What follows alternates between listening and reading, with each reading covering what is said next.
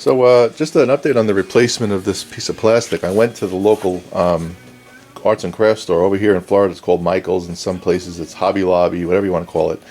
Looking for a sheet of white translucent plastic. Couldn't find it. Nothing. While I was walking around the store though, I passed the clearance section and I saw they had a couple of old cheap lamps there, and I looked at the lampshade and said, that would work, right? Then I realized in my garage I have some old lampshades that were never used and they're just sitting there for years. So I went and got one. Let me show you. So found a standard old lampshade. Has a cloth covering on it, but that's no problem. So let me show you what I'm going to do with this thing. Be right back.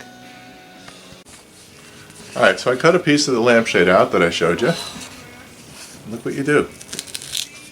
Peel this off. Comes right off. Because luckily when this crap is made in China, they don't use good glue anyway.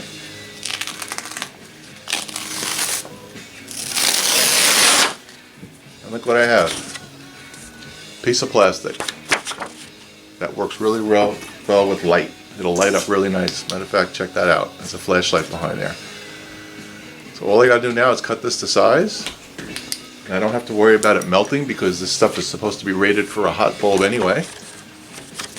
I've got my piece. So now I'm going to go ahead and take that old piece out of here, right there, and get it replaced. Be back. So the way this works is one side is in with that spring clip, and I've got it detached, but you'll see that the spring clip actually attaches right here. There's holes in there, and it actually protrudes at the front. I've got it removed. And these, I've just drilled out these two rivets. So there was a rivet here and a rivet there, and theoretically this thing should pop right out. I've got my spring clip, right? And I also have a template that I could use for the new piece. That's really cool. So while I have this out, I obviously don't want to disturb the dial string, but I do now have access to the bulb that I'm going to replace, and I could actually clean that reflector pan back there. So this proved to be a good thing anyway. And you can look at this piece. I mean, it's toasted, right? That bulb, those Christmas bulbs generate lots and lots of heat. So I've got my piece, I've got my new piece, just need to make a template, cut it out, put the proper holes in it, and I'll probably use a pop rivet to put it in there, or I could use a screw, it doesn't really matter. And I'm good to go. So if any of you have this problem, and I actually read on the internet a lot of people have this problem with this burning issue here. So that's a cheap way to do it. Get an old lampshade and let it rip. Alright, that's going to be it for now. Next part of this video is going to be more about when the cartridge gets here. So I'll get to work on cleaning this out and getting this reinstalled when the new bulb comes. I'm getting a new bulb tomorrow. Alright, be back. Okay, the new diffuser is installed. You see I've got the spring clip here coming out through the holes. And I've got two screws here. Taking a look underneath, there's the screws there. That dial wire runs underneath the screw. And in there you can see that spring clip. So let's turn it on. There's the old bulb still. Let's see what it looks like. Pretty cool. So excited for his football team to win that he's willing to go into the locker room and do that. I'm all good with it. All right. So when I got That's told done. that we couldn't run, Now we're waiting for the needle. See you later. So I'm working on the hum here that I'm getting out of the turntable. And by the way, when I disconnect the turntable completely from the amplifier, I still get a hum. So I know that the issue is not on the actual phonograph part of it. But I did find something interesting. So just to kind of outline how this goes, this is 110 or 120 volts coming in, goes to this mercury switch right here. And it also comes across here and goes to this motor. So that's all standard stuff. Here's a ground wire that comes out here and goes to this ground lug on this terminal strip. And you'll see that that's securely mounted to the chassis. No problem there. Here's the two leads that come from the cartridge. Alright, so you got a red and a black. The red one comes here on this side of the resistor, and the black one comes over here on this side. And basically you've got two resistors which create a divider. Okay? And what happens is the wire that goes out to the stereo, to the amplifier I mean, the red one is in the center of the two resistors, and this brown one is going to the black side of the cartridge. But here's something unusual that I found. I'm trying to figure out, got to look at the schematic. So here's the wire, right, that connects to the chassis. So there's a red, a black, and then there's a ground right there, which is part of the braided cable. And I peeled back this insulation. You'll notice I got the black cable just kind of hanging out in there.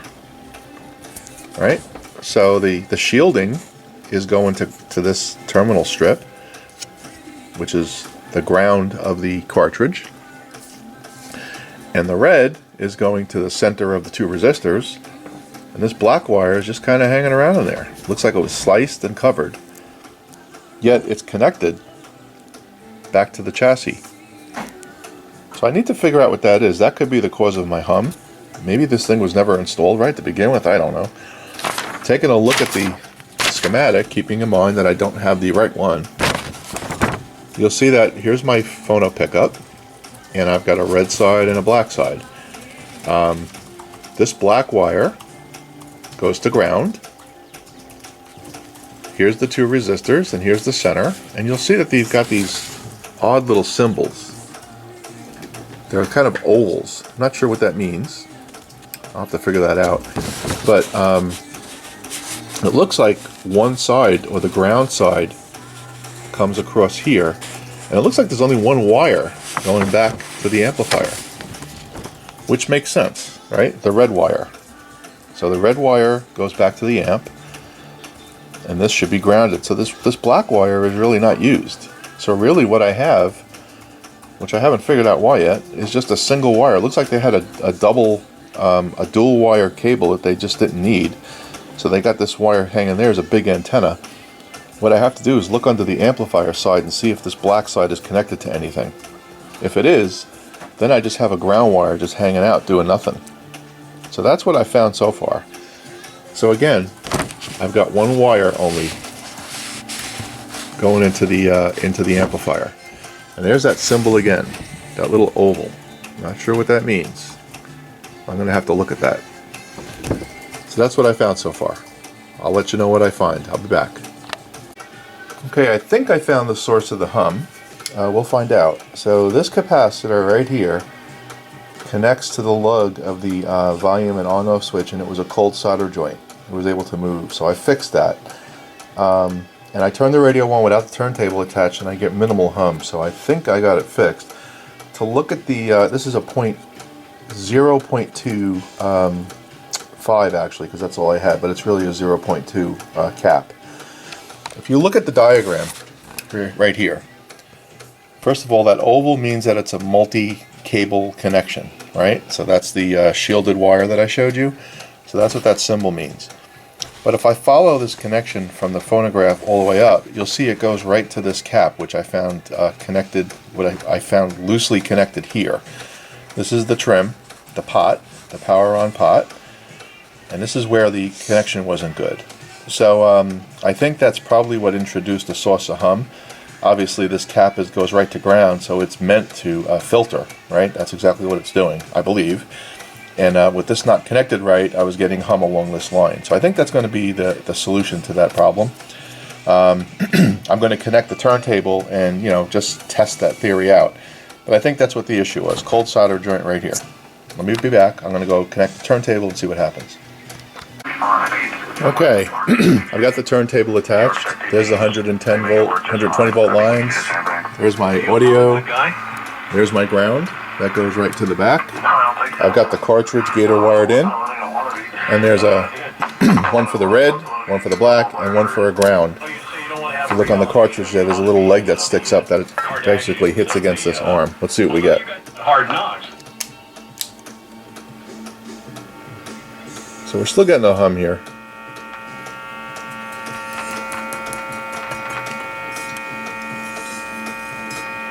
And this is definitely grounded. I've got it grounded right here to the chassis. Let's ground it to the turntable just for kicks. Same thing. So, still have a hum. I'm going to have to continue to look under here and see if I have any additional problems with connections. That seems to be a theme on this thing. So I'm going to go back and take a peek at that. And really, until I get the cartridge in, I'm not going to really know. I don't know if this cartridge is bad. If I disconnect it, it gets louder. See that? Let me disconnect the cartridge entirely.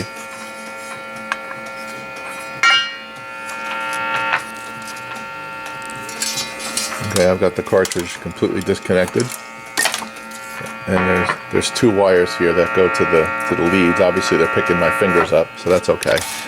That's normal. Anyway, more troubleshooting to do here. I think I'm going to wrap wrap this video up for now, because I need to wait until I get some parts in at this point to show you more. So that's where we are. We've got a great radio that works well, and we're going to have a turntable that works well too very soon. Right? Hope you guys have a great day today. This is Ron. Thanks for watching, people, and have a great day.